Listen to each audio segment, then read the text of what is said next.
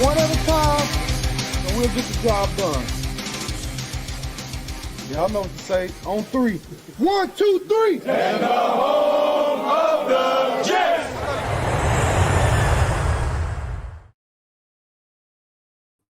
Good evening, everybody. Welcome back to Let's Talk Jets, February 24th, from a very, very snowy New Jersey where I've had it, Bubs. I'm tired of snow. I'm tired of seeing it, looking at it, feeling it, shoveling it. I'm over it, dude. Yes, I'm right there with you. I'm ready for spring, ready for seeing the grass again. The snow's been ridiculous, 24, 25 inches, however much you got. I know Long Island got slammed too. I think they were up to like 30 inches, so it's been crazy. I was telling you off air, I was hoping to golf in a couple weeks, but that's not happening. That's going to have to be postponed probably until at least a month until this snow clears, because this has been a crazy winter, that's for sure. Dude, I saw the grass for one day. Yep. Like, I feel good about things. Like, this isn't so bad. Like, went for a nice run, and now, boom, back to, like, it's just – and then it's like, you're supposed to get more snow, I think, what? Tomorrow and Thursday, like, more, like, just flurries and whatever else. Ridiculous. Yeah, I think a couple more inches, but, yeah, you're spot on. It melted. We started to get some rain. It started to get into the 40s, which with the weather we've had this winter, the 40s feels like 80s here. It's crazy how the difference from when we went through that stretch where it was like 5 degrees every day. But yeah, we saw the grass for about 24 hours and now it's covered in the white stuff again. So it's been a long winter. So we got a lot to talk about. You have the Aaron Glenn press conference, Darren Mougey press conference, Scouty Combine, all kinds of personnel moves happening. But we have really good news.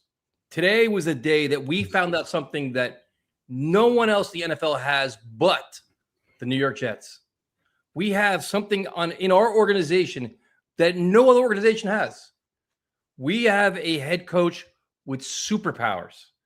Now, this, you know what, Bubs, I've been down and out. I've been negative. I've been angry. I've been looking for a guiding light. And that light came to me today out of Indianapolis, where our head coach spoke to us and said, you know what? Hold on, folks. I have play calling superpowers that are going to change our fortunes. Your thoughts?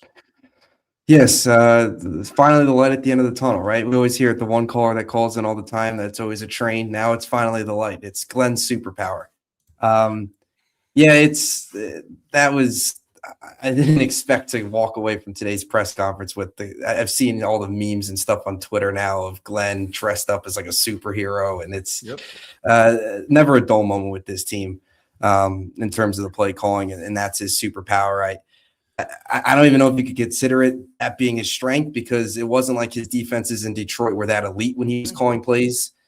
You brought Glenn in to be a CEO, culture-changing head coach. You didn't bring him in to be an X's and O's guy where his schemes were above everybody else. But look, this is a guy that's on the hot seat. I think he realizes if he's going to go down, he wants to go down with him calling plays. He wants to go down with him running this defense, and he's going to be able to do that. But, yeah, the wording on it, it's just like, here we go again with this talking in circles, saying dumb stuff. Like, you could have left the superhero part out, superpower part out. It's just like you won 3 games. There's no superpowers right now. It's stupid. None of it makes sense. It's like they're trying to cover their ass from making a lot of clumsy decisions.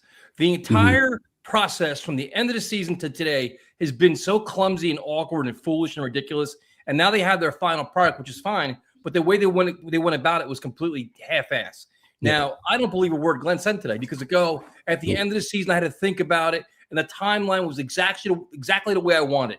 That's complete bullshit, dude. So if you had the need to call plays, or felt the need to call plays, first of all, the day the season was over, you talk about it then. You know what I've learned this season is the way Steve Wilkes ran didn't really go the way I wanted.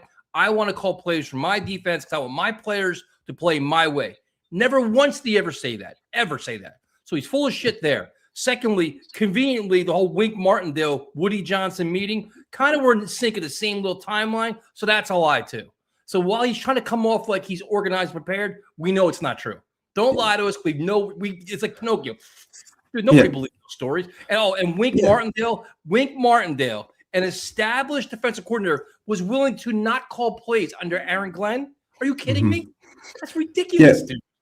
100%. They talk to us like we're 4-year-olds. We're not dumb. We're not stupid. We've seen this before. We've seen the same song and dance before. We've seen the same nonsense from Glenn talking himself around in circles all throughout last offseason into the regular season. And now you're spot on with that.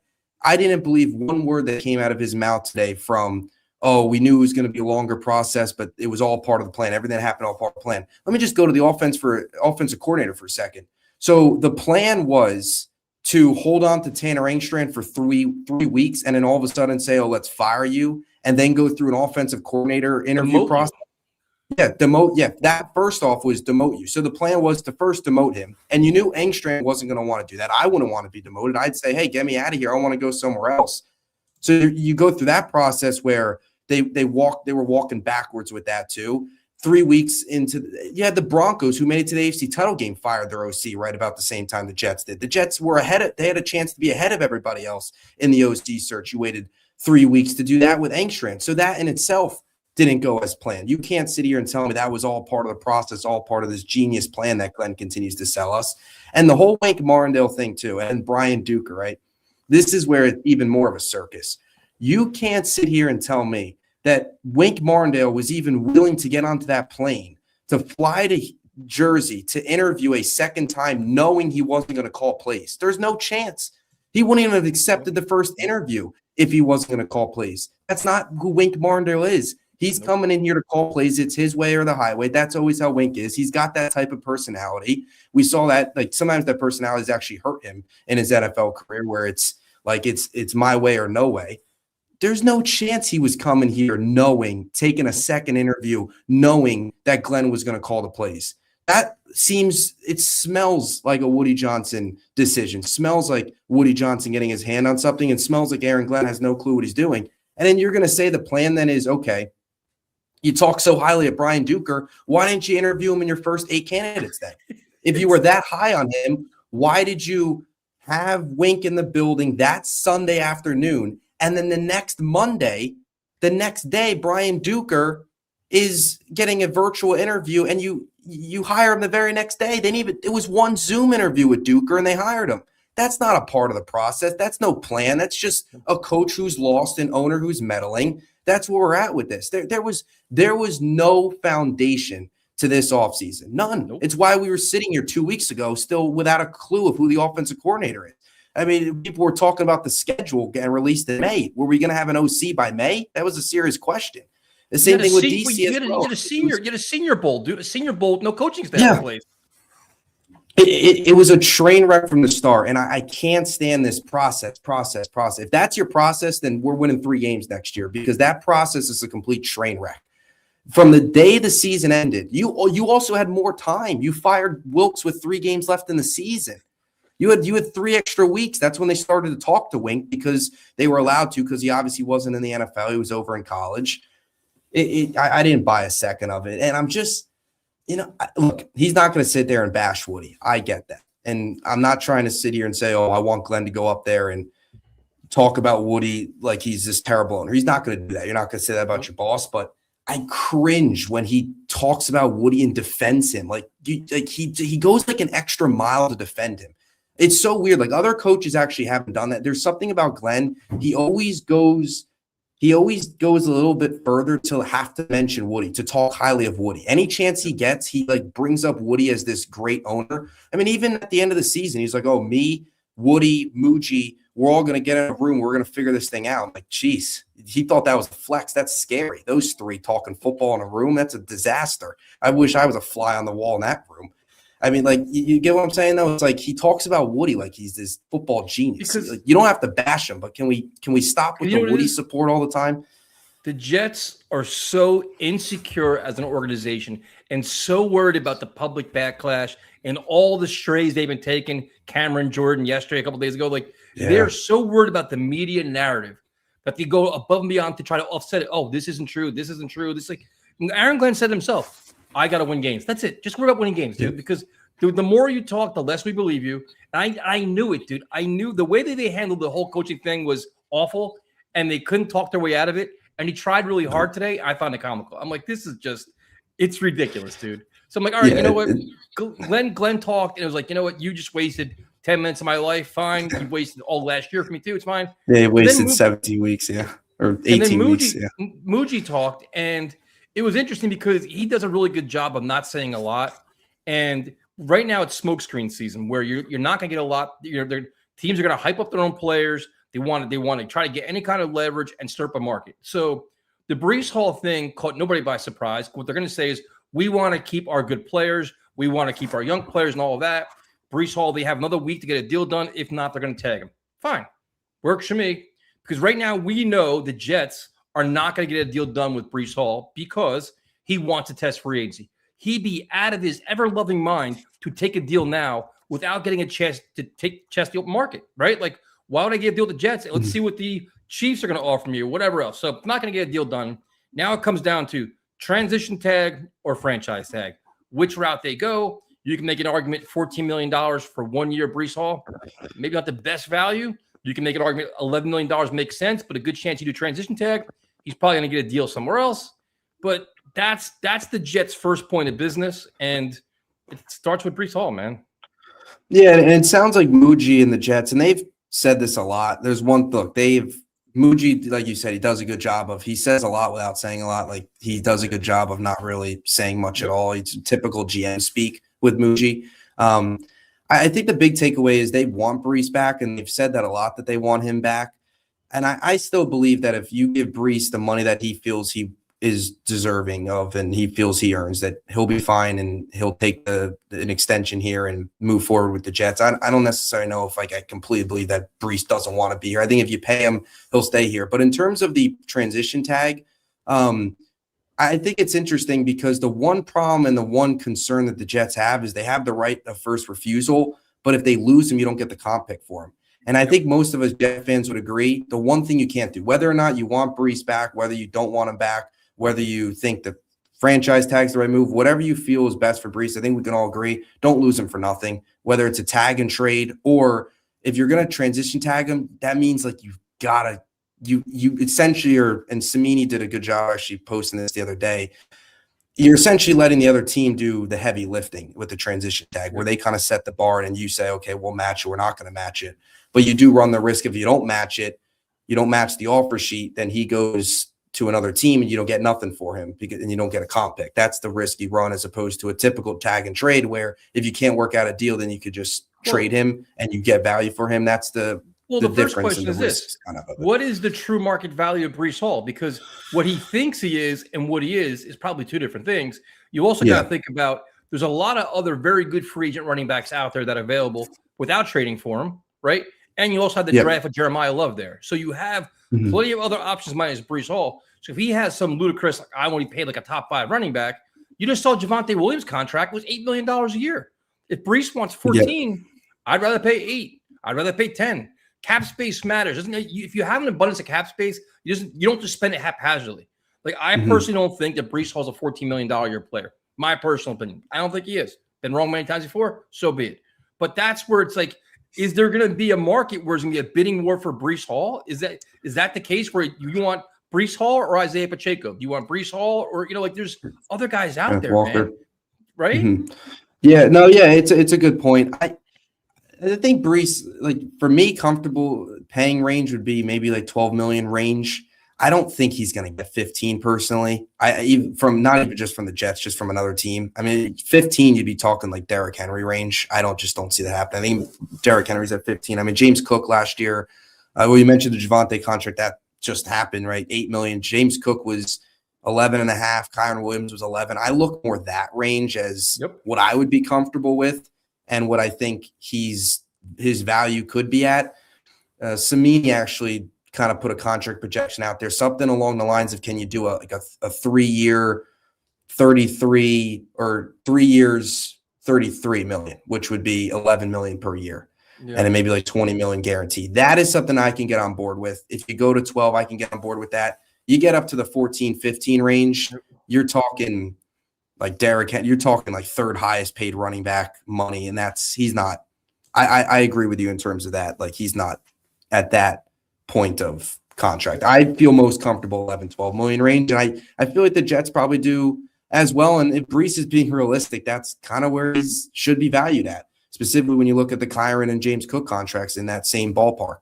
And can you make it like a 2-year deal too, where you could get out of it after year 2, potentially do that either? But I think he wants long-term. He wants stability. He wants the guaranteed money. He's not going to settle for anything less. That's going to be what he's going to demand. And he probably wants to win too. Like, to be honest with you, I'm not buying Mougey's stance that, Breece Hall wants to be here. Every action he's done has said the opposite. So what Mougey's trying to do is saying, he wants to be here, to try to say, listen, he actually wants to be here. If you want to trade for him, we want a 3rd-round pick instead of a 4th-round pick or whatever else.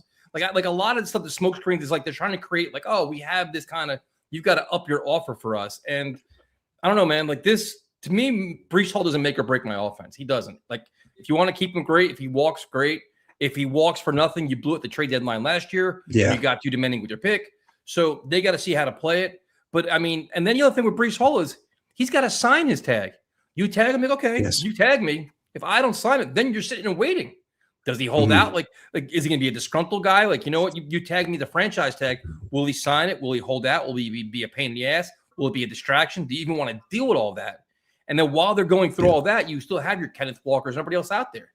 You know, it's like, I don't, how many teams in the NFL, like you watch all these free agent rankings, Breece Hall number 2, Breece Hall number 4, like, do teams all think that though? Do they think Breece Hall is a game-breaking elite running back?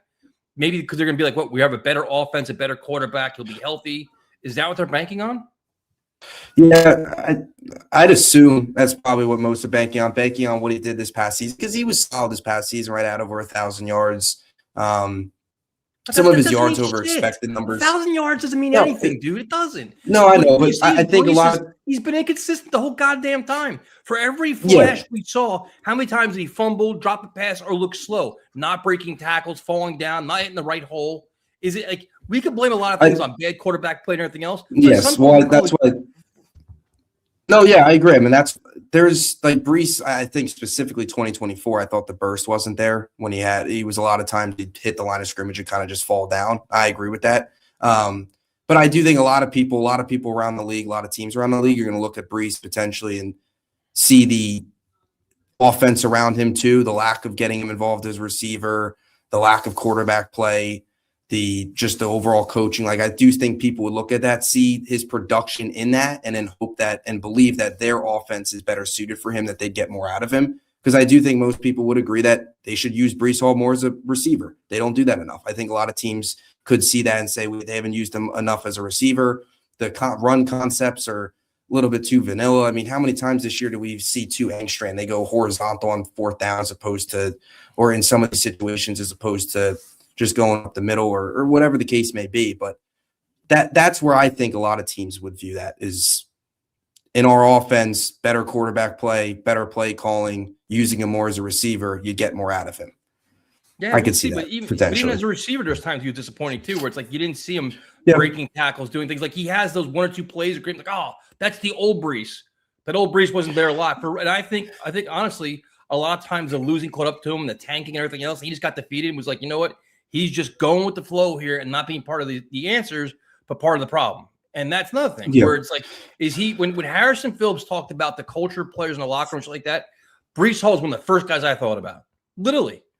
Isn't like the kind of the mood, the culture, like, you know, like, remember what wasn't on the trade deadline? He had the prayers and the friggin' Instagram story. He's the king of the cryptic Instagram or that Twitter post. Like, it's like all these distractions. Like, if you're talking about changing your culture and moving on, is that the kind of guy you want to do it?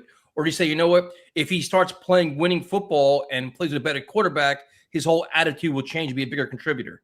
To me, like a change of scenery seems better for both sides. Yeah, I think if you pay him, he's fine. Like if you pay him what he wants, or he gets, let's say the market for him isn't great, right? And they give him the transition tag, and the highest offer he gets is, let's say, $12 million, and the Jets match that, give him 12.5, whatever. Like, I don't think he's going to be unhappy. But I understand the concerns of I think he wants to win too. I think he's tired of the losing. Yeah, He's tired of the yeah. I think stigma, everybody dude. is in the locker room.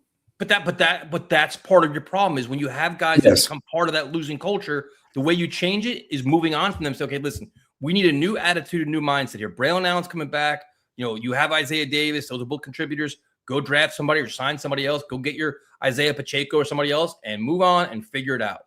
Like, you know, I understand the players. I understand his value, but tag him to pay him on a 1 year, $14 million a year deal doesn't make sense to me because you have the same problem again next year. What do you tag him again? Like, it's just. No, I agree with that. I am trying to work out a long-term thing with him. Or if you can't, get something for him. That's the boat I'm in too. Like because then you're in the same spot next year and potentially his value is even higher next year if he does have a very good season this year. But ideally you work out a long-term extension. So yes, you don't have to be in this situation this time next year. And the other thing too is like, oh, we'll do a sign and trade. Okay, so then our team's going to be willing to pay him that. Our team's going to be willing, like if you say you give him the James Cook contract, you have 4 years, $48 million, like that. Is there teams out there saying, you know what, we're willing to trade you a third-round pick and then inherit that contract? Are teams willing to do that? I'm not so sure they're going to willing to do that. You know, would you rather have Breece Hall or Jeremiah Love? It really all depends on how the league views him, how these other teams view him. If they view him as that type of player, they trade him. Same with the tag and trade. If they feel that their extension is, or if their extension matches what Breece wants, then you get a tag and trade scenario too, depending on where the market is for him with all 31 other NFL teams. Now, obviously not all 31 teams are in on Breece, but you get the point. The other teams that would be in the market for running back. And yeah, I mean, how much does Jeremiah Love weigh into the decision? Same thing with you throw Kenneth Walker out there, all these other guys, the Javonte Williams contract, how much does that impact too? Because statistically, Javonte Williams was better than Breece Hall last year. He had a very good season for the Cowboys. And that's also a Cowboys team that's really struggled at the running back position the last couple of years. They found kind of lightning in a bottle with Javonte Williams. So that contract too does certainly affect the Breece market, no doubt. You got Rico Dowdle out there. And the comment here is Mougey kind of sound like they don't want to let him go because they have to say that. First of all, the trade deadline, they didn't do anything with him. So now he's here. And if the backlash, if he does go, especially for nothing, will be like, what are you guys doing? Like, you're going to look ridiculously incompetent. So trying to say the right things. So if they do have to trade him, they're trying to build up a market for him. Like, listen, he wants to stay here. We want him to stay here. But if you offer us a third-round pick, he could be yours. So a lot of stuff today is all smoke screen and nonsense. But, you know, this is going to determine a lot for the Jets. The other thing, coming out of this was, they didn't say a lot. Mougey didn't say all that. But the one interesting thing was Justin Fields' thing was funny too. We're like, oh, well, he's still under contract and there's no triggers in his contract. Listen, dude, you're not getting nobody to trade for Justin Fields. Nobody is trading for him. You're not going to get a 6th-round pick this year, next year, or 10 years from now. Nobody's giving you nothing for him. It's just a matter of time when you cut him. I mean, that's funny.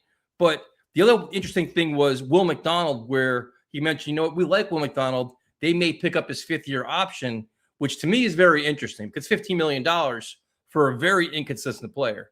Now, do you look at it where it's like, well, Jermaine Johnson's in a contract year. If he doesn't play all that well or whatever else happens and he walks and Will McDonald doesn't have a contract, we could be without any pass rushers. So I'm wondering if they're doing that or they would pick up the option for saying, hey, you know what? If Robert Saleh wants to trade for him, we have something. Like, I'm curious how they handle Will McDonald. That was an interesting comment today. Yeah, picking up the 5th year. I'm not too surprised that they'll be picking up the 5th year on him. And I understand the logic behind it. Obviously, you mentioned kind of the Jermaine situation as well, what the future is with him. Just the whole defensive end room in general, they're going to need to add there. And I'm curious this is a big year for both Will McDonald and Jermaine Johnson. Like, if they go out there and have the seasons they had last year, it's tough to really, especially if you go out and draft an Arvell Reese or whoever, and they have really big seasons or they look good. And especially if you change defensively scheme-wise, you go from a 4-3 to a 3-4, how does that affect things? Specifically with Jermaine Johnson, how would that affect things? But yeah, I mean, Will McDonald has to be more consistent. And I think from a Jermaine perspective, I don't think he's here long term. I think he's going to go right to Robert Saleh, dude. Either him or Yes. Ulbrich. I think they're going to be gone. Yeah. Will obviously be here. I could definitely see a Jermaine trade, and I agree with you, happening this offseason. I could potentially see it. If not, he's out at the end of the year anyway, because he'll be playing on his 5th year. Yep. So the press conferences today, not really a lot. Little nuggets you talk about. You can make fun of some of the comments from Aaron Glenn because just completely ridiculous. Now, one interesting note that came out is that it looks like the Falcons will be moving on from Kirk Cousins. So you add him to the quarterback free agent market, which makes things very interesting when you figure older quarterback, accomplished quarterback, been there, done that, in terms of competent, can make you competitive, can help you run your offense and be a mentor and a leader. He kind of checks all those boxes. Does he have the arm strength still to play in the Northeast? Not so sure about that, but where would you rank Kirk Cousins in your tier of free agents, where it's like everybody's talking about Mariota, free agents, not guys that we trade for, Mariota, Jimmy Garoppolo, Geno Smith, like where would you put them in those ranks? Cousins, right up near the top, or where I'd put him in the ranks. Out of the free agents, and I think he'd be near the top for me, because it'd probably be like him and Mariota. And I like Mariota because he can move around a bit. And he actually played pretty well with the Commanders last year, with Daniels out.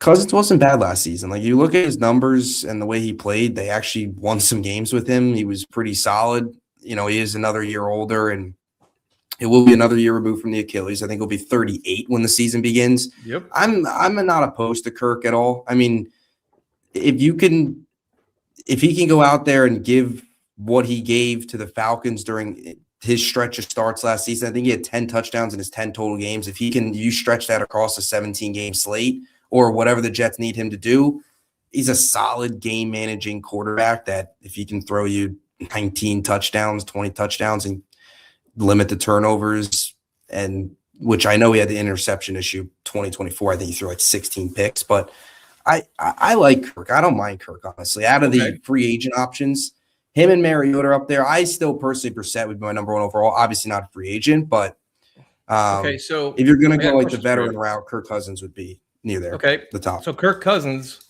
what are you going to pay him, and how many years are you going to give him? I'm giving him 1 year. Ugh.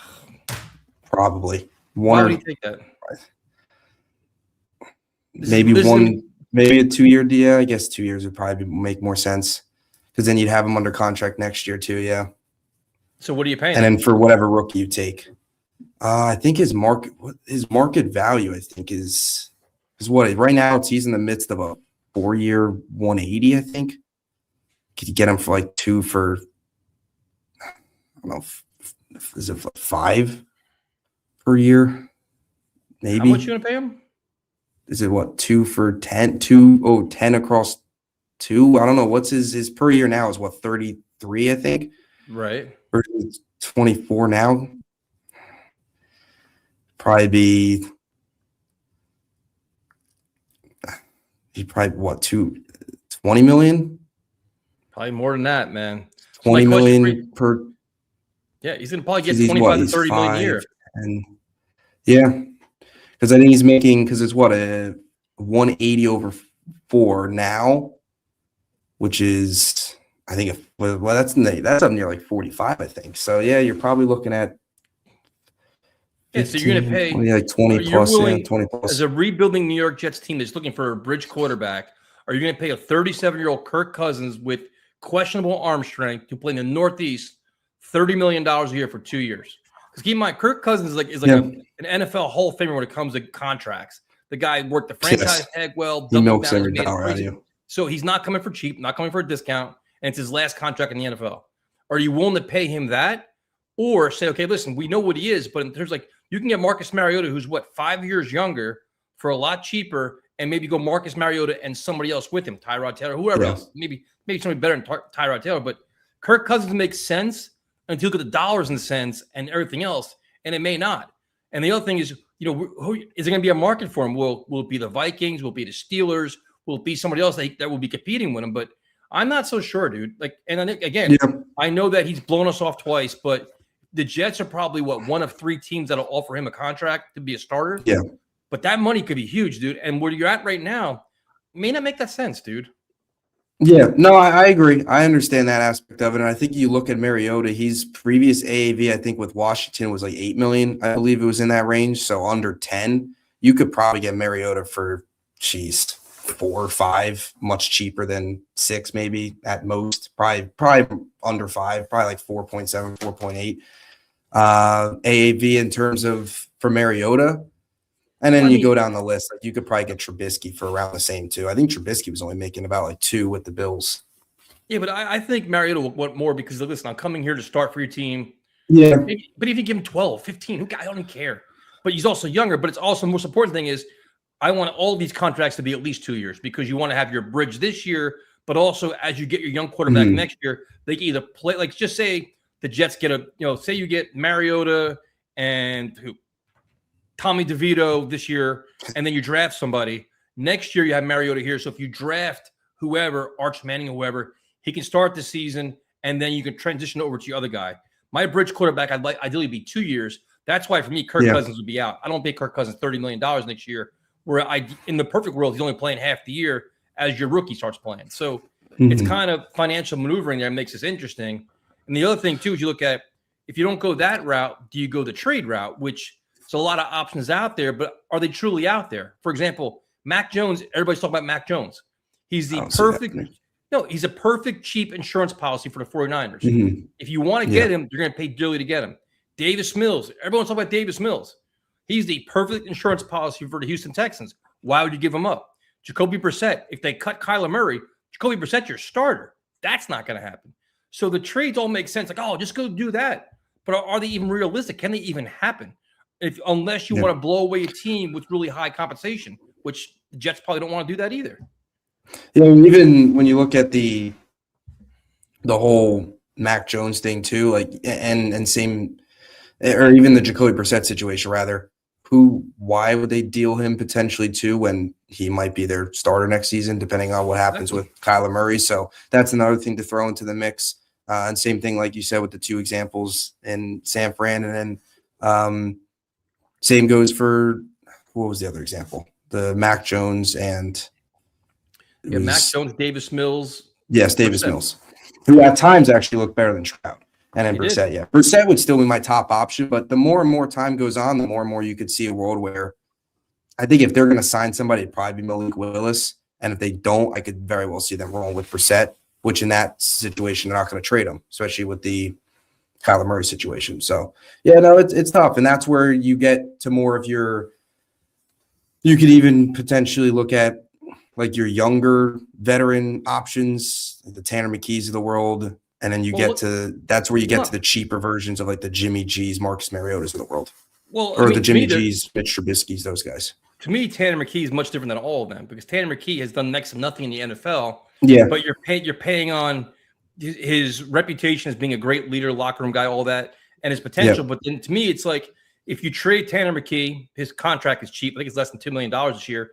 I would have to, in theory, you'd want to add on a second year, at least give him an extension. Like, listen, we're trading a 4th-round pick for him, but I'd add a year on in case you catch lightning in the bottle. He's under contract for the following year, and you can kind of figure it out. Season. But also, based on his inexperience, you'd need a Marcus Mariota too, because you can't say because Tanner McKee comes in and he's not as advertised and he's sucking or he gets hurt, whatever else. Yeah, that's where you have the veteran fallback. Right, and you give him competition too. Like you don't like the worst thing the Jets always do is they hand the job to somebody. Here you go, job's all yours. Take it. Justin Fields, take the job. Zach Wilson, take the job. No, bring in Tanner McKee if you want to trade for him. Great, take a chance, but have somebody competent enough to challenge him throw for throw and make him earn it. Best man wins. Other guy backs him up, and your draft pick sits and watches.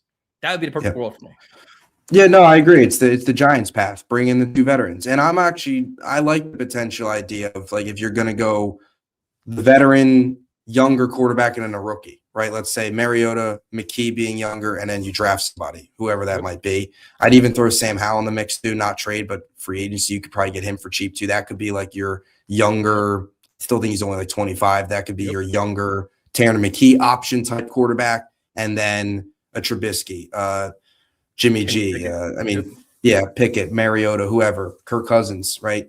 Any of those guys, or a trade, Brissett, if you elect to go down that road, where You have veteran, the older quarterback, the experienced quarterback. You have the younger backup option, Sam Howell, whoever, and then you have your rookie where he's sitting and holding the clipboard until you feel he's ready to play.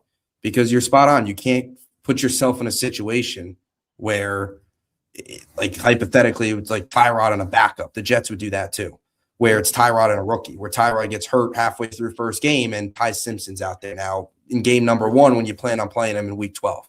So I agree. And that's where, like, Jameis Winston would be perfect right now, but he's under contract. It's a year too late. Yeah, there's 2 other names. The first one is Malik Willis, where I don't see it happening. Nope. Well, I don't see it happen for a variety of reasons, but the first thing is the price tag. People's like, oh, he wants the $30 million. I'm out because the Jets have already been burned once on a lesser deal with Justin Fields. I'm not taking a chance on Malik Willis at that price. Absolutely not. Can't do that because it's just they're not in a position. They don't have that wiggle room. If he wants to go to Miami and go down there where the true rebuild and there's no pressure to win right like that, the Jets right now are not in a true rebuild. They're in save your ass mode and win games mode, and they can't count on Malik Willis. If you're paying him $30 million, you're not going to get Marcus Mariota. The other name, which is interesting, but nobody was going to talk about it, is Geno Smith, where if you're looking at us, there's a very good chance he probably would not want to come back to New York and deal with the media and whatever else. But you can make a case for him. Last year was a complete nightmare in Vegas for a litany of reasons. Some his fault, a lot of it not his fault. You can make a case. He could be a better option than friggin' Kirk Cousins, dude. Got the arm strength, got the mobility, tough as hell, can play the Northeast, knows all the stuff around here. But the only problem is he most likely wouldn't want to come back to beat a Jet. Yeah, I don't see Geno either happening. And last season was just so poor in terms of what took place at Vegas. His play was poor. I think you're better off going after – he would be kind of like the Kirk Cousins trade option, I guess, if that makes sense. Like, he would probably be that level of quarterback in a way. I think you're better off going the cheaper route or going just a free agency route as opposed to giving up. And I agree with you. I don't think Geno, especially after what took place last year, now he's going to come back here. I don't know if he's would love that idea either. Yeah, so definitely going to be interesting. Scouting combine, be all kinds of rumors. Good. What about how much stock do you put into, because this is where the whole Kirk Cousins thing kind of comes into play too, and some of these other guys. Like, how much stock do you put into the Frank Reich type of quarterback? A lot. Where, like, Mariota doesn't really fit that. Nope. And that's my whole thing too. He's not really that mobile. He likes the pocket passers, which Kirk Cousins would fit. Brissett obviously played with him would fit. Even Geno would fit. I mean, he's not 6'5", and he's like 6'3", but he would also kind of fit that more prototypical pocket passer. Yep. How much stock do you put into that with Frank Reich? Where do you feel he's willing to change and roll with a Mariota? Well, I'm hoping that he's willing to, that's a good question, because I'm hoping that he's willing to evolve and say, listen, this is my prototype, but based on the situation we're in, I'm capable of developing an offense to maximize this player's skills as well. I'm hoping that's the case because, Mariota's not the end all be all, but he's still a serviceable quarterback that may be your best option based on his age and price tag. Like Kirk Cousins comes with some concerns. Like, let's not act like he's he's never been injured, never been this. Yeah. Yeah. I mean, he's 38. He had the Achilles 2 years ago. He got benched for a reason. He's available for a reason. That's the whole thing. All of these guys are available either via trade, their names are out there, or free agents. They're all available for a reason. Like, they've all got their lumps. They've all got their issues. Mariota would be, if you had to rank him, like, Mariota would be fun. He can run around a bit. It would be, he's not just going to sit in there and just take sacks all day. Like, he'd be able to move a bit, run around a little bit more entertaining than your aging pocket passer.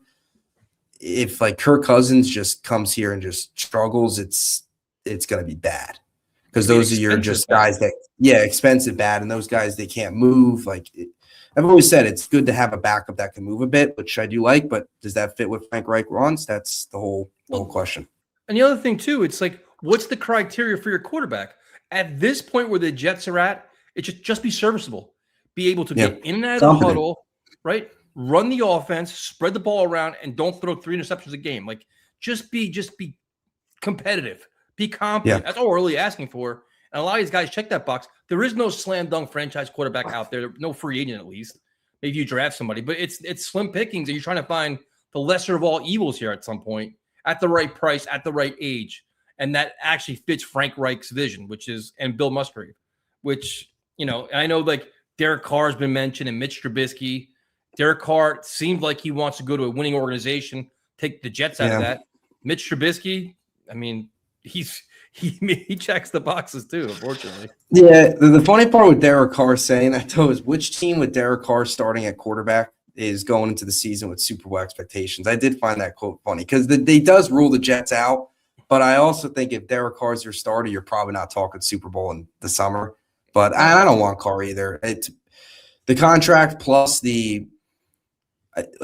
decline was. You started to really see it coming off the shoulder surgery, major shoulder surgery. He's been out of the league now for a season. He hasn't started a game since December of 2024. Funny enough, it was actually against the Giants in MetLife. Yep. So, he'd be right back at home, I guess. But it's like I'm not a big Carr guy. And I agree with the Kirk stuff. It is hard to see him here. And it's probably more than not, he's not coming here. Most likely it's not happening. If anything, we'll use us for more money again. And that's where you then fall back on where I'm totally fine with Mariota or Trubisky. He fits that billing of just competence, run an offense, get in out of the huddle. I mean, but here, we're talking, none of these names are that. It's funny because somebody bring up a name, there's issues with all of them, but it's just run a competent NFL offense and spread the ball around. And you also hope more weapons around and get 2 new receivers. Hope that can help. Ideally, better play calling. We'll see, but so if you're the general manager of the Jets. Congratulations on your promotion. I'm gonna want you fired in 3 weeks, but it's fine. So now, who is your first call as a quarterback? The free agency starts, midnight strikes. Who is the first call for you as a quarterback? For anything? For quarterbacks. Free agents. Okay. It'd be Kirk and then Mariota. Those would be like the top 2. Calls. So you're at 12:01. You're calling Kirk Cousins. Yeah, I'm checking in with Kirk. I'm checking in with Mariota, Trubisky. Those would be the top, and then maybe you look down the avenue of like a Sam Howell, a younger option. I don't even love that, but if you want to go the younger route. What are you laughing about over here? Why are you laughing? You're laughing at a quarterback? The GOAT. We're trying to have a serious quarterback conversation here, and you're laughing at us. Well, I laughed at the GOAT because I knew you were going to play that. Because look at the names we're trying to have like a football conversation, and we're talking about all these mediocre quarterbacks as our starting quarterback in 2026. It's painful, man. Not many to choose from. Hey, Armin. I don't expect Trubisky to be there. I think he's going to be signed by Buffalo again as a backup because they're going to need it. And I hope they better research this really quick because I could tell you, like last year, we were sitting, and guys were getting gobbled up. No, that's not true. Right. They got Justin Fields pretty quick. No, I'm talking for backup. Okay, a lot of guys were selected backup when we were, All I know is we don't want to be sitting there and then we don't have a quarterback. I agree. Trubisky, not Trubisky, but Mariota is probably you're not going to have many to choose from, and you're going to be the top, yeah. Yeah, you're either going to be pay through the nose for Willis if he's free, and you know that Cousins wants at least 10 to 15. Who, Cousins? Yeah. Shit, he's going to ask for it. He wants more. He's going to ask for it. He wants more than that. He knows he probably wants more than that. I'm just saying. That would be the lowest, probably you get. Yeah, but he's going to want more. He wants the fleece. And he'll probably get more. He's going to use it. Yeah. It's just, and he knows every time we talk about, we bring these guys that are older, we saw it with the kicker there with the Zerline, right? He was so great the 1 year, and then you called it too. He didn't look too good in preseason, and then he totally boom. Yep. I just don't want to have that again. I just don't want to have just guy come in and he looked good the previous season. Now it's another year. He's that shoulder gets weaker and weaker every year. He's not a young pup. And you got to play in Buffalo. You got to play in New England. It's like and you got to Northeast, sign him man. for 2 years at least. Yep. The minimum. Yep. You have no choice. So your first phone call is to Mariota? Look, I agree with Bubs. Either or. I don't know how they feel, but it's got to be those are probably only two options you have, really. If you're gonna Isn't that so sad? But it is. 12:01 in the morning. We're calling It's Kirk Cousins true. and Marcus Mariota. No one's given up. No one's given up. Backup quarterbacks have become like the relievers in baseball. They're more coveted now than ever before, and it's just no one's going to get it. You made a good point. You're not going to get rid of Davis Mills because you saw what happened with Stroud. If Murray gets cut, Brissett starts. Yep. And if Murray stays, Brissett stays. That's his backup. You're not going to get rid of that because he came in last year when he got injured. And you're not going to pay that money to Malik Willis for 5 starts in the so. So what are your thoughts on Tanner McKee, who Connor Hughes is really talking about a lot? Another one how many starts does he have? Like Or 5? we just go based on what people possibly what's going to happen? 2 games. I'm sorry, he started 2 games. Tanner McKee. 2 games. Yeah. Why? Because he's from Philadelphia. He's on the Philadelphia the Eagles organization. Are we basing it on that? I mean, I don't know, man. It's hard to. There's not many options, especially it sucks. It sucks. Aaron Rodgers is available. Who? Aaron Rodgers. Aaron Rodgers. Aaron Rodgers. Geno Smith. We got them all. Geno's not. When you Tyrod. When you mentioned that about what he had, I wouldn't be problems having him come in. Me neither. For a look. Nope, not at all. He's 35, so he's got maybe another 2 years left in him. Yep. That situation in Vegas was a complete train wreck on so many different levels. They would talk about us, but they were worse than us. Yep. That's why they're picking first. So,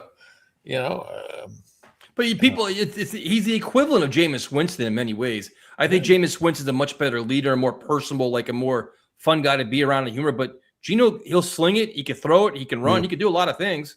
He throws bad interceptions at time to time. But he's going to make mistakes. But if you have a good offensive line, a good running game, you give Garrett Wilson some help. Geno Smith can score some points for you, 100%. And no matter what we get, we have to have some trust in Reich that he's going to put a good scheme for these guys. Mm-hmm. We don't know, but we have to have that trust. It's not like you're going to let this guy run like Rodgers did and do whatever he wants, right? So it's a tough situation, but it's not like many choices. We could throw hundreds of names out, but those, get this guy, get this. I've seen guys talking about having 2 guys that are backups. One is the starter, one's the backup, and we're going to get both of them. We don't have that many choices. Thank God we could still hold on to the Tyrod, hopefully, as the backup to what we have. I always liked Josh Johnson, actually. I'm not going to lie to you. Where is he? He was in Washington. He actually played that Christmas Day game against the Cowboys this year. So he backed up Mariota. Yeah, he was back up to Daniels was out. So he was the third. Yeah. It's funny because not to cut you off, but it's funny because with these quarterbacks, you look at their numbers, like Tyson, you mentioned even after about Geno, how they could sling it a bit. They're going to turn the ball over. A lot of these guys are, but at least it's going to be entertaining. How bad the Jets quarterback play is, if any of these guys come in here and throw 19, 20 touchdowns, that's huge. That's a positive. You give us 2017 Josh McCown production that he had, I think, 18 touchdowns. He didn't even play the full season. We're begging for that type of production with what we've done these last couple of years. Obviously, the Rodgers season in 2024 had the 28 touchdowns, but just give us 19, 20 touchdowns. That's a huge plus. I think if we look like a football team, we'd be so happy. Yep. Yeah. Let's be honest. Based on what we had this past year, if Son of Jarrell can put together a great defense, and then we can a decent defense, and we have some decent offense. it might be entertaining. Okay, so if you want to be entertained, do you want Breece Hall to be one of your entertainers? He doesn't want to stay here, but I think his agent kind of knows what kind of market he has right now, especially after what Williams signed at $8 million. So I can't see his agent thinking he's going to get any more than maybe 11 million max. You know, it's not like they were banging on the doors at the trading deadline for him either. You know, all right, one team when it gave him a 4. So you know, you want to test free agency, but don't expect, you're not going to get more. You're never going to reach the franchise tag of 14.5.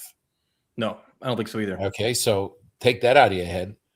I think like Samini, I think 3 for 33, $11 million a year is probably going to be max what you're getting, and probably more guaranteed money. But is he going to be disheartened because he didn't get his money from other teams as well, and he's just going to sit there like a mope, or does he come with the attitude back in here? Now, yeah, Mougey talked up and all that is because maybe he's looking to do something and see if anyone's interested in doing. But there's nothing you can do. Why would I even call you when I know you don't have many choices? Either you're going to transition him or you're going to pay him 14.5. You're stupid if you pay him 14.5. I agree. Okay, so this might end up, biting them in the ass, and unless they pick up somebody at a cheaper price, that everyone's going to say that's not a bad move. So it's we got a lot of money. We got to put it to good use. We got a lot of holes to fill, and hopefully they get a quarterback in the later rounds. I don't see Simpson being picked by us this year. Oh, I disagree. I completely disagree. The haters are going to really hate on this one, but no, I'm just throwing my 2 cents. I just don't see it. Oh, I'm not so sure about that. I'm not so sure. Wait till the scouting combine. Wait till he throws. He's put on 30 pounds. He's healthy. Scouting combine, pro day, second best quarterback in the draft. I don't know, man. He was really good until he started getting hurt and beat up, and everybody started quitting him. Oh, he's this, he's that, and then you heard a litany of injuries he had at the end of the season. It's not. You're not drafting the player he was in school. You're drafting what you think he's going to be in the future and all the talent he brings. And my biggest problem with him is his inexperience. All the other stuff, I think he's a leader. He's smart. He can do it all. He's just inexperienced. You let him sit for a year behind Mariota and Kirk Cousins, completely cool with it. Yeah, well, let's see who shines on the combines and the pro days, and see if Drew Eller brings his status up, or Nussmeier brings his status up, because he's a smart quarterback. They're not going to be at Ty Simpson's level, though. Well, we don't know that. I do. Telling you right now, I'm now a draft guru. Guru. That's your superpower. That's my superpower. That's just that and the GOAT. That's it. Hey, we have superpowers on this team now. Nobody else in the NFL could say that. Hey, we don't win, but we got a lot of superheroes. This is true. Have a good night, man. Take care, guys. Be well. Have a good one. You know what I like about Javed? Javed will sit in the studio and shake his head and get ready to talk trash. He's not even on the show yet. He's already shaking his head, already ready to fight.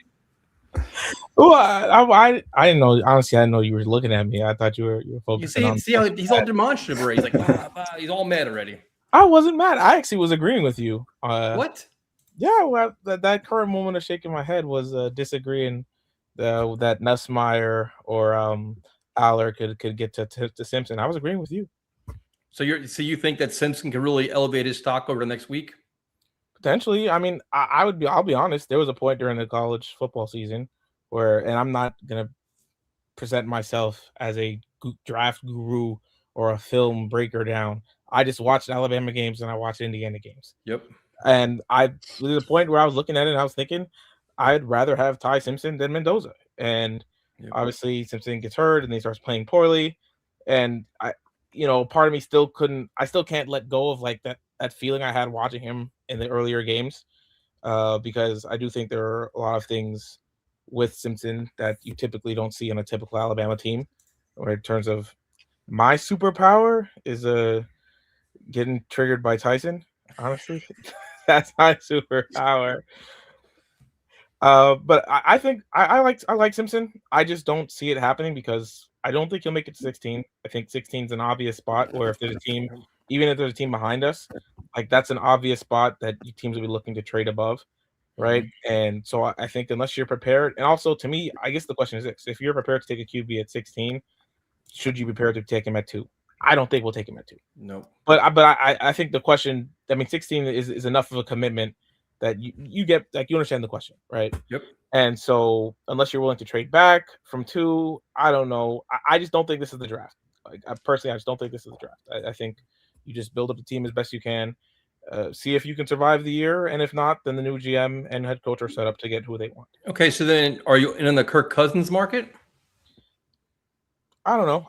Probably not Cousins. For the reasons you guys have talked about, where just the money, like I think I put in the chat, but I was looking at his things. He hasn't made less than 20 million in a single season since the first time he got tagged in 2016. Every year since then, he's made well over $20 million, right? Whether, signing bonus and the base combined and everything, right? So Kirk Cousins is someone who knows how to get his money. And in his last deal, he's definitely not taking the pay cut to be on a team that's not going to be competing. If he's taking a pay cut anywhere, I think it would be Minnesota. And because that's a team where, he have a chance at least to make the playoffs and has a good team around him. Bubs, your thoughts? I actually could see the Minnesota point. Yeah, taking a pay cut there for more of a win now team. Yeah, he's not going to take a pay cut here, and he's not going to take a pay cut in a lot of places. He's going to try and squeeze every dollar out of you. That's where it's probably you're entering in the 20+ million range per year over the 2 years that you have him. I'm on board with him. I don't think it'll happen, but in the event that he is willing to come here and he's not just trying to milk more money, then he's certainly near the top of out of the options that we have from his play. There's definitely a possibility that he just falls off a cliff, but that's with a lot of these guys. There's that chance. So then let's play the quarterback flavor of the day. Are you down for trading for Tanner McKee? No, I'm sorry. I personally, whatever. I've said before, so I'll be consistent in that. It doesn't really matter to me too much what they do. Try and find your competence where you can. Find a veteran option. Find someone who gives you hope or stability, whatever it is. Ideally, you bring the stability. But I just don't see. I've never seen Tanner McKee as he's the guy in the Eagles. He plays a few times in the preseason, and then for the rest of the year, everyone's watching Jalen Hurts and saying this guy's better. He got in a game this year. He wasn't good. Let's be honest. He was not good. His preseason hype, the hype that was building, it all died in that game, and then no one talked about him for like a few months, and then now all of a sudden it's February and we're trying to act like that game didn't happen. The regular season game I watched that game. It was not good. So I don't know about Tanner McKee. I'm not trading for him. He started 2 games, dude. You got to give him time. Why do we need to bring in someone who started 2 games? Because we're at rock bottom. And you want us to stay at rock bottom. I'm trying to find our way. I'd rather bring in Geno. Yeah, rock bottom. Yeah, I'd rather bring in Geno. I think, he was. I mean, that's not gonna happen. But he was in a shit show. Their line sucked. Yep. Head coach's son was coaching the line. I think they probably had a more dysfunctional coaching staff than us, but who cares, right? True. Chip Kelly fired. Chip Kelly was calling plays that weren't in the playbook. Yep. Yeah. So I think there's a lot better in terms of veterans that we can do than Tanner McKee. If you want to because the thing about Tanner McKee is you have to trade for him. It's not like if the Eagles cut him, because I think there's a chance they could do that because you don't hold on to him. Whatever, the Eagles like to turn over. Howie likes to turn over quarterbacks often. That's what he does. Mm-hmm. So if that were to happen and you bring him in along with another veteran as just like another dice roll, fine. But if you're trading for him, you're basically saying you're going to give him an opportunity to start. You think he can do something for you. So I don't see that. Fair enough. That's a real. I get it. Yeah, Bubs. Out of the trade options, then who would be your top trade option? Geno or Brissett, or where do you kind of fall on that? Probably Brissett. Brissett's free agent, right? So I think no, he's not. Trade, yeah. I mean, like trade. If you're going to trade, like who would you be? Like your list Davis of Mills, top Brissett, trade quarterbacks. Yeah, McKee would be on there. Gino. I liked what I those saw type of from guys. Mills. Mills would be fine option. Mac Jones. Yeah, it's a shoulder shrug for me, honestly. I said it before. I don't think we're in a great spot in terms of like. Nope. There's none of the options we're gonna be able to say where we feel great about it. I think it's more just, I guess, wait and see what it is. I think we're probably stuck with Carr. Oh Jesus Christ! I'm not saying as the only as our quarterback or the only trade option. As probably I can see that happening, honestly, because I'm not saying I want it. Let's have that be clear. He does love Aaron Glenn because Yeah, even with the Carr quote, right? I said in the chat, the Carr quote and the Glenn quote together will make for just a very funny season of receipts, I guess, because Carr wouldn't be the first player to talk about Super Bowl aspirations and then end up on a shit team. What's it called? Myles Garrett went on and told us about how it was all about winning, and that's what mattered to him. And then he went and re-signed like 2 weeks later. Then you had Adam Thielen signs with the Panthers and tells us he went to the Panthers because they have a Super Bowl roster, and he wouldn't be here if they weren't. And they were fucking terrible. So it's true. They got the first pick that year, didn't they? Actually, because they got it for Chicago. Yeah. So basically, I wouldn't. Carr coming here doesn't thing. The Glenn quote, I did think it was funny because I wanted to say that because when he was at Detroit, I'll admit I was a Detroit hater. After I just don't believe the quote. Neither do I. See what he wants. He's not going. There's no Super Bowl team that's going to take him. So if he wants to play football, you take what you take. Right. So but on the Glenn quote, I thought it was funny because I'll be honest, I was a Detroit hater. I still kind of am. Maybe this is like a small time mentality for me, but any other poverty franchise, I don't want them winning a Super Bowl till we do. So that's the way I look at it. I'll be completely honest. So I was hating on him while he was there, right? And I watched their team, and he did have good timely play calls at times, even though I hated the way his defenses played because I felt they just were handsy and said like the refs aren't going to call them all, and I guess that does work against. Yeah, I mean they aren't going to call them all, so and it worked to their advantage. But Glenn did make good play calls. He did do his things, but when you come out and say, play calling's my superpower, man, the first time you dial up a blitz and you get shredded. But what bothers me the most with that comment is if play calling is your superpower, then why did you watch Steve Wilkes shit the bed for how many games last year? You watched incompetent defense week in and week out for months and changed nothing. Yeah, because that to me is pure incompetence. I think 100%. And going off of what you said earlier, I think Aaron Glenn is a good play caller, or he showed that he's a good play caller. I think Aaron Glenn did not want to be a play caller as a head coach. I don't think I have to think that. He told us that multiple times on multiple occasions, and he told us that with his decisions that he made by not taking away play calling from Steve Wilkes and taking himself. He was asked that question specifically. He declined it in the press conferences, and he declined to do it on the field or on the sidelines, right? So honestly, we all know what it was, right? He's kissing Woody's ass. He has to defend Woody. If he gets fired midseason, we'll all get to hear about how Woody Johnson did this and that, and he picked this player and that player, and this player was, and Woody was actually in the draft room telling us who we should draft, and Arian Smith was actually Woody's pick. They were gonna hear all kind of bullshit, right? Yeah, and so Tyler Barron.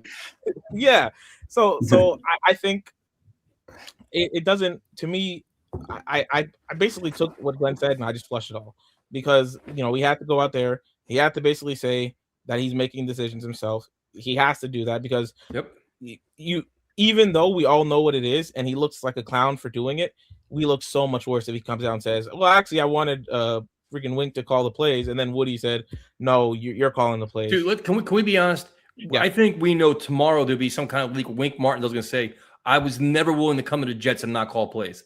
There is no way in living hell that's true. It's not. There's no way that's true. It's impossible. And there's no way that he took that second interview knowing that he wasn't going to call plays. He walked into that building that day thinking he was going to call plays, and Woody, Glenn, whatever, last second told him, "Hey, I want to call plays." And that's where they rushed the interview with Brian Duker. And I relied on my connection with him and the background with him. That's nonsense. Yeah, I think the only thing that I took away from that press conference was just a question about him, because he said something I think was kind of interesting, where he basically alluded to the fact that, you know, he talked to the coaches, right, and he thought they were good coaches. Yes, but he didn't have a relationships with them. Fundamental relationship, not only relationship, but a synergy. Fundamental viewing football in the same wavelength. And I'm like, I mean, I know, and partially because I went back and I looked at some of the stuff he said, right, and he kind of talked about how that was important when he came in, but he also talked about when he was hiring his coaching staff that he took in input from others, that he wanted to talk to these people to see if they had their own views, had their own thoughts, right, but you can see, I'll say this, there's many times, right? Good coaches and bad coaches, and I say good coaches and bad coaches because I think we have bad coaches, but I'll say it for the good coaches part, because you've seen times where there's two good coaches on the same sideline and they don't see eye to eye on things from a football manner, and it doesn't turn to a good product. And for you to not realize, or for you to hire people because you think you're going to be pushing things a certain way, and then you're in the day-to-day and you're sitting there realizing, I don't agree about a single fucking thing about the way he views football. Yeah, but how did you end up there? But think about it. When Aaron Glenn put together the first staff before he fired all of them, he said, "I'm not hiring the best guys. I'm hiring the most compatible guys. It's the sum of all parts will give us the staff that we need. So don't look for the big names. It's about this culture that we have here. We're all on the same page." 1 year later, I need synergy. Tyson, I need this. I need that. I figured it out, Tyson, right? He did hire the most compatible guys. They were just compatible with each other. That's why he fired them all together, right? They weren't compatible with him. They were compatible with each other. So we had to just clean out everybody, right? That's how it works, I guess, you know. Because this new group understands his vision. The last group didn't see the vision because there was a kind of disconnect somewhere. They saw their own vision. Just totally. But so that was ridiculous. But just think about I try this is the time of year where we're getting excited about the draft and the free agency. So I'm trying to get rid of all my negative energy. But when he talked today, if you really set time to think about it, words he said and compared it to last year, there were so many times dude, you're a fraud. You're literally talking in circles because you're in over your head. It comes off that way. It really does. He has backtracking to because I truly think even the major staff changes. I think that was all Woody. Glenn, because when the few things that still stand out to me is, Glenn comes back and says he thought about it and he had to make the changes, right? And that's what you'll have to say if you take a very long time to make changes. But there was a few reports that came out at the time that said that the staff's impression was that their jobs were safe. Yep. The staff's impression is that Glenn did the thing where, he's holding the rope. The only person he fired was Wilkes. And that's that, because that's basically the same thing that Dan Campbell did his first year, right? First year happens. He fires he fired their DC, right? Or did he fire the OC? Whatever. He fired one of the coordinators. Anthony Lynn, the OC, and then he promoted Ben Johnson. Yeah. He brings in a new OC, and he basically keeps the staff the same otherwise. And because he believed in his staff, he believes in the people he has. But in Detroit, their owners didn't do that. Didn't come in and say fire those people. I truly believe that was fully a Woody thing. Yep. Because as bad as I think Glenn has been, and if I'm trying to be completely fair to him, it just does not make sense for him to flip flop in that crazy of a way. Because if he was someone to flip flop like that, I mean, Steve Wilkes wouldn't have made it 5 weeks. There's no way, right? Yeah. So I feel like that I don't understand. So the quotes today, I really felt like it was he had to say what he had to say to try and make just get it over with. Which is why I think Mougey's presser was a lot more important in terms of the future of the Jets and the position the Jets are in. No, I mean, it's going to be interesting, man. Like I said, they got through the press conferences. He had to eat all his words and face the music for having a completely clumsy offseason in terms of handling the coaching staff. And now it's all right, he's learned some things. He's self-reflected and did all this great stuff. He's not going to make the same mistake twice. Okay, you've done that last year already, but we're going to let you make your third mistake, and we'll ignore the first two. Now we've got a clean slate. Now we got a whole new year of mistakes ahead of us that are not going to be repeated. So we got to be excited about that, right? Well, we do love to reinvent the wheel. That's one thing we do, and so I can't wait to see how we're gonna make a new mistake. New mistakes. Because he figured he had 17 games worth of mistakes, and he's not going to repeat any of them this year. That's going to be interesting. And, at a certain point, you gotta just hope it turns around. I like. There's no. Not a plan. You can't. I mean, you can go up, but I mean, you can't. I was gonna say you can't keep going down, but I think, interestingly enough, remember we talked last week about Breece, and we're not gonna get into a big contract discussion. Although I'll say, off of what Mougey said, we're better off just working out the deal, and I agree with Bubs in that if Breece signs, I think Breece is to me one of the players where,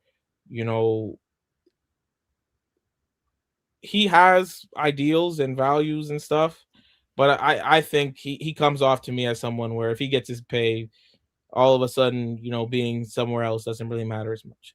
I think when I look at that class and you have Garrett and you have Sauce, and both of them stayed very true where even in their frustrations about losing, they always wanted to be Jets. They talked about, sticking it out and doing all stuff. And Breece kind of said the same things until you got to his contract year, right? Because he didn't get a 5th year. He doesn't have 5th year option. So he's looking at his contract. Earn it. Extension. I agree. I completely agree. He doesn't, he was a second round pick. He doesn't have that option. And he didn't earn a contract extension. And he's in his last year. And, then he starts really, really getting vocal about things where you're like, this guy's not criticizing losing anymore. It feels like, and I've seen it enough times in football to know a new contract would just shut him up and he would just act like he was fine the whole time and he just wants to see changes. I agree with Bubs in that. I think you at least, and I wouldn't hate it. So, okay. So you mean to tell me we give him 3 years, $33 million tomorrow? Yes. He's happy. He is happy to be a Jet. He loves it here. I guarantee he doesn't say anything for the next 2-3 years at least. No. Hold on. 3 years, $33 million. Yep. He's happy, loves being a Jet. The Jets are 2-5, and he's averaging 65 yards rushing a game. You think he's not going to start complaining? Okay, well, I would say I don't know actually, because I let me tell you this, right? Let me tell you this. Sometimes I agree. I feel genuinely about it in the fact that I've seen it with players who get paid, and then all of a sudden it's we got to turn this around. It went from like basically I got to get out of here to we because you accept the fact that you might be losing for the money. That is the trade-in you make at that point, right? Some players act hypocritical anyway, and then they still start doing the I got to get out of here thing. But it's true that you see it, Tyson, right? You see guys get paid, and then all of a sudden, they know when they sign that dotted line, right? Because, and I'll say this right now, I think Breece probably gets a higher contract with the Jets than he will on the free agent market. Myles Garrett complains, but Myles Garrett's not saying get me out of here anymore. But Breece has been doing it for 2 years. No, I get that. I'm just saying Breece has been extension eligible for 2 years. I don't agree. I think he's tired of losing. I think he's tired of this market. I think he's tired of this organization. I agree, Tyson. I'm just saying, but money doesn't bother. He can get the money anywhere, dude. These players, once they get their guaranteed money, they act like the losing doesn't bother them as much. That's all I'm saying. You're paying him to be a great back and a leader in the locker room and a prominent your face of your franchise. Are you still going to get that if he's going to be just a going through the motions and I got my money, I don't care? Well, who knows? I mean, who said I didn't say he had to be get his money? I don't care. A lot of these people go, I get my money now. I'm bought in. I don't know. That's a question for the players, right? That's a question for how the management view him. If you saw Mougey say he thinks he's a good presence in the locker room, he thinks he's a good teammate, a good leader. That's came out the mouth of the GM who's saying he wants to extend him. And so the question is this, right? If the team is still bad in 2 years, obviously he's going to be bitching and moaning and want to get out. If the team starts to turn it around, he's going to sit there and be like, look, I bought in and I believed in this team and they extended me and believed in me and then this, that, right? That's how it goes, right? You just play your situation. The truth is a facade in this, right? The truth of this is Breece wants money. He can say he wants to win, he wants money more. If Breece goes in free agency and the Chiefs say we'll give you $6 million, and the what's the shit team that needs a running back? The Jets. Okay, sure, right. If the Chiefs say we'll offer you $6 million and the Jets say we're going to give you $11 million, he's coming back to the Jets. Okay. I genuinely believe that. Yeah, but true. But if three bad teams say the Jets and the Raiders both offer him $11 million a year, where's he going to go? Assume that, I know Ashton Genty's there, but say Genty's not there. Actually, you know what's funny? I actually thought of saying the Raiders, but then I thought of a Genty. That's why I said, "What's a shit team that needs a running back?" I don't know. I think maybe the Raiders, but I would say the Jets because their line sucks and they're not drafting a lineman early. Okay, Bubs, go ahead. I'm just thinking maybe the Saints or Titans. I know they have Pollard, but I was just thinking of a bad team. Yeah, I'm saying be in that boat. If the Chiefs offer him a low contract and one of those teams offer him a bigger deal, he's going there. I think he's more about the money. Yes, players out of contract always want to be winners until it's time to hit free agency and go to a winner. You see it all the time. And that's how I think about it. I see Breece. He wants to win, yes, but he wants to get paid. Everyone wants to get paid. You want to take care of your family. So you think in this world, you give him that big deal, his whole personality changes. He's fully embraced being Jet, and all is good in Breece land. Yes, I think Breece is this is his age 25 season. He signs a 3-year contract. He still has enough time to cash into another deal and then still go chasing his career on another team in the future. Okay, fair enough. So I say that's how I view the Breece thing. Would you rather play with the Arizona Cardinals or the Jets? Neither. Go back with Mike LaFleur. To be perfectly honest, neither. But that's just how I view the Breece thing. I did have a question for you, and Bubs. If you were keeping one of Jermaine Johnson or Will McDonald, who would you want to keep? That's a really good question. Good question, yeah. I don't think if they stay,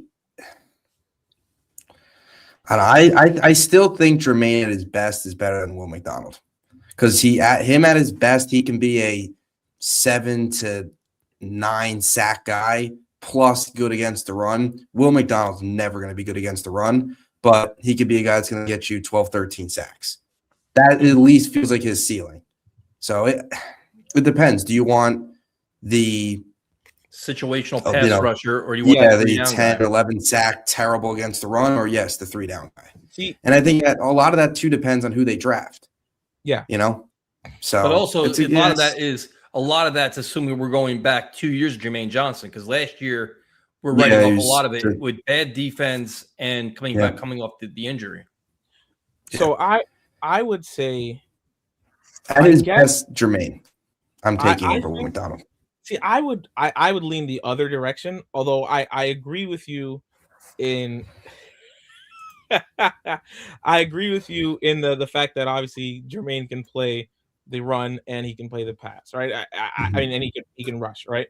I think in a way Will McDonald is a bit wasted on a team like the Jets, in that we never play with the lead. We can't stop the run on early downs. So it's not like teams are pinned back and they have to throw because they're trailing or because we get a bunch of early stops, right? So he doesn't get as many great pass rushing opportunities. I think if he was on a team where he was able to just pin his ears back and rush a lot, I think he could be a really mid upper teens guy. I wouldn't push him like way high in the teens. But I've seen in the limited amount that we've had where we're a team playing from behind all the time or barely in close games, and he can rack up these big games. I think if you can consistently get him 3 out of 17 clear pass rush opportunities, right? You can get him more of those. And where Jermaine, I would say, to me, what you described was like a higher end JFM, and I love JFM, right? But you said he's a guy who you see as like a 7 to 10 sack guy who can play the run. I don't think you have to pay a defensive end to do that. Like, and I mean, like, actually pay a guy to be that. I mean, you pay him, but you don't pay him top dollar. But they make good money, I'm though. saying, I think the Jets, unless they both just suck next year, right? Because who knows, that could happen, right? I expect them actually both to be on. I expect them both to be on the roster. I don't see us. Well, they're going to pick up Will McDonald's option. That'll be $15 million right they're there. going to pick up his option, so then we have 2 years to make a decision. But obviously, I think the decision of who to keep will be made based on how they play next year. I think next year, right? I disagree. Let me explain what I mean by that, right? I don't think you. I think Jermaine Johnson gets traded this offseason. Well, we'll see about that. I don't think so. So I'll go like assuming that they're both on the roster, right? I think the Jets potentially will decide who. I think the Jets will decide based on how they play who to extend. I think if Jermaine outplay, let me explain where I'm going with this, right? I think you extend Will, right? You pick up his you pick up his fifth year option, right? And then you have them both play this year, right?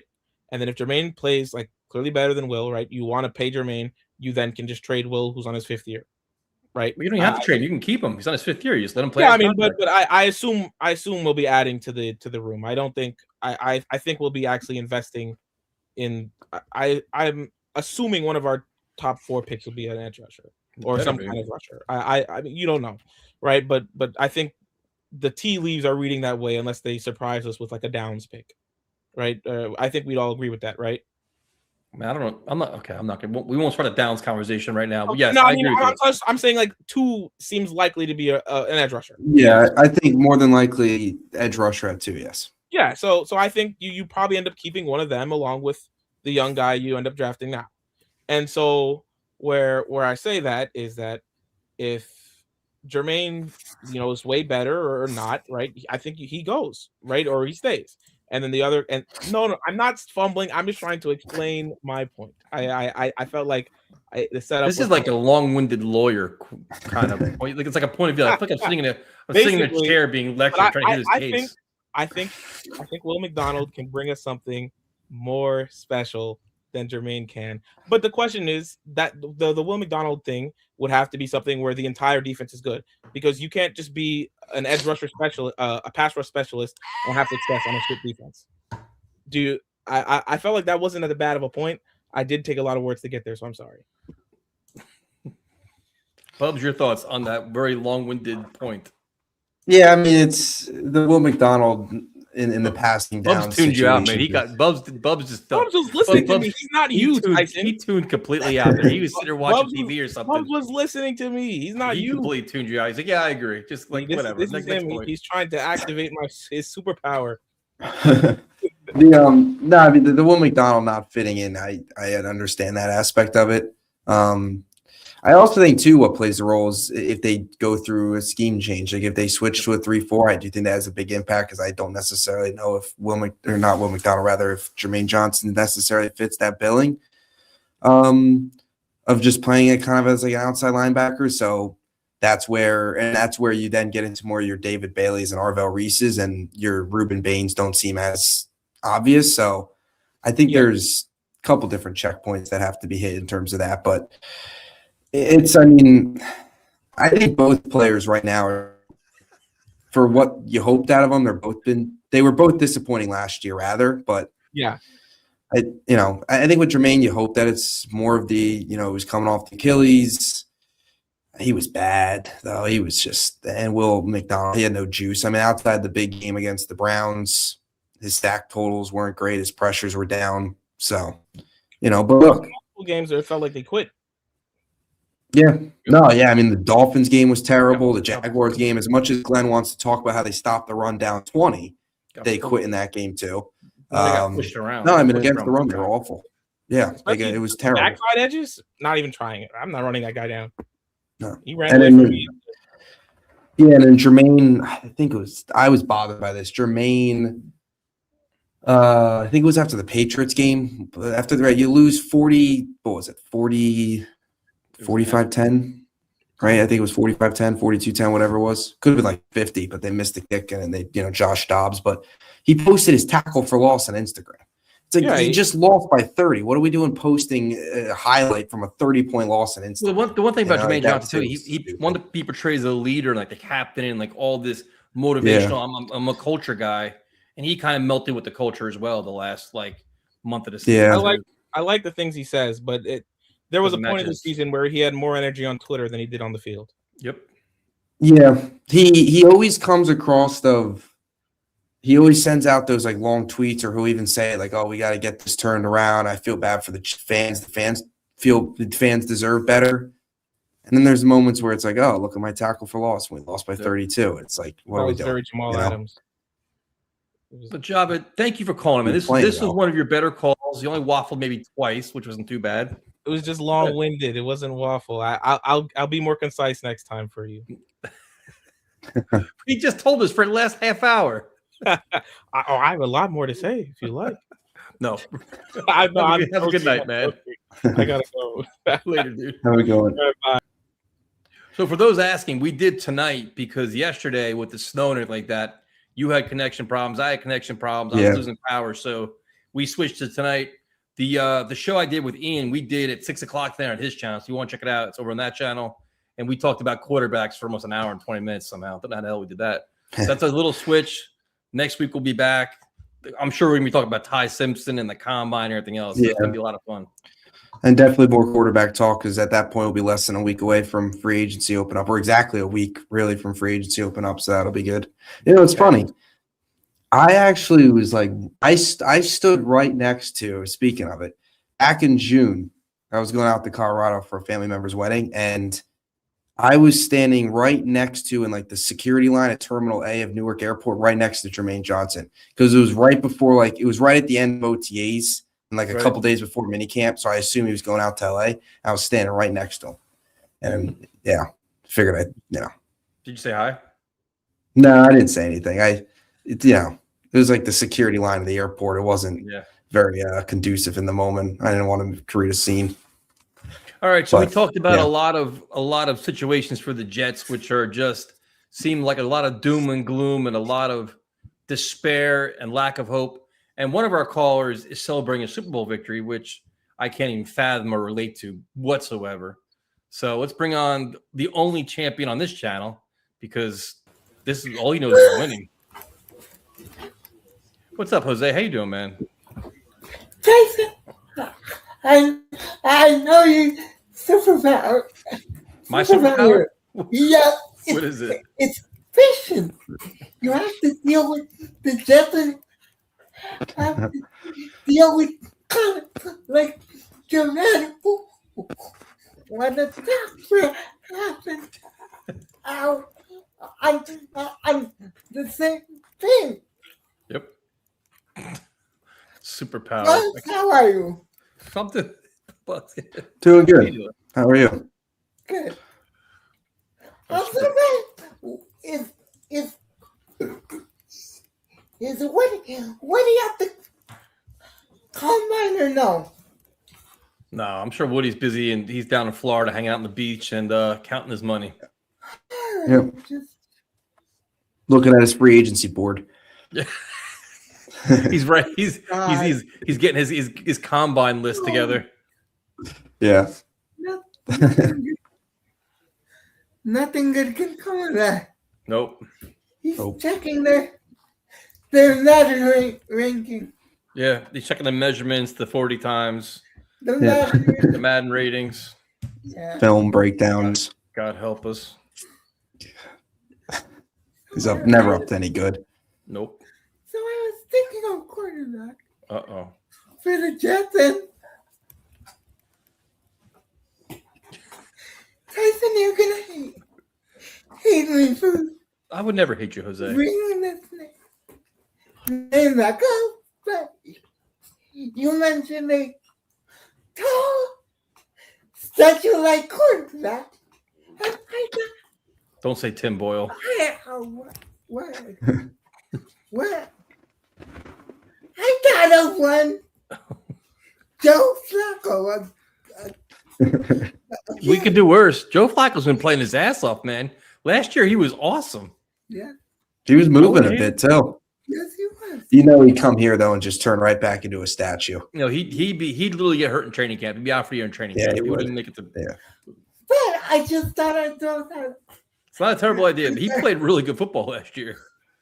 Yeah. So that's all I wanted to say. Jose, good. How are you enjoying that Super Bowl victory, man? I'm still basking in the glow. You should be. Love you Must be guys. nice. Have a good night, man. Man, Love you guys. Have a good one. You take care, man. You, man. All right, Bub. Somehow we made it to an hour and a half with nothing to talk about. This is pretty cool. Yes, a good show, and keep moving forward with the quarterback talk. But yeah, good amount from the combine pressers today. We learned that our coach has a superpower, and the GM said a lot without saying much. The Breece Hall stuff was the big stuff, but Glenn continues to talk himself in circles. So I just think not to cut you off, but I just think I'm at the point with Glenn where like anything he says, I'm just angry. Like it was like 12:30 and I started to get angry. Like getting ready to watch the press conference. It's just whenever he speaks, it's just I get angry. So a week from now, will the Jets have a deal done with Breece Hall?